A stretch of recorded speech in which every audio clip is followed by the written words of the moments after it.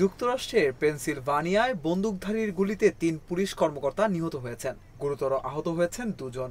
পরে বন্দুকধারীকে গুলি করে হত্যা করে পুলিশ। স্থানীয় সময় বুধবার দুপুরে ইয়র্ক কাউন্টির একটি স্কুলের কাছে এই হামলার ঘটনা ঘটে। তবে এতে স্কুলের কোনো ক্ষয়ক্ষতি হয়নি।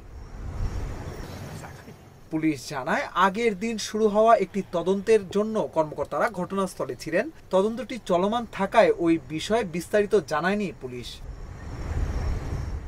নিহতদের পরিবারের প্রতি সমবেদনা জানিয়ে রাজ্যের সব পতাকা অর্ধনমিত রাখার নির্দেশ দেন পেনসিলভানিয়ার গভর্নর জশ শাপিরো।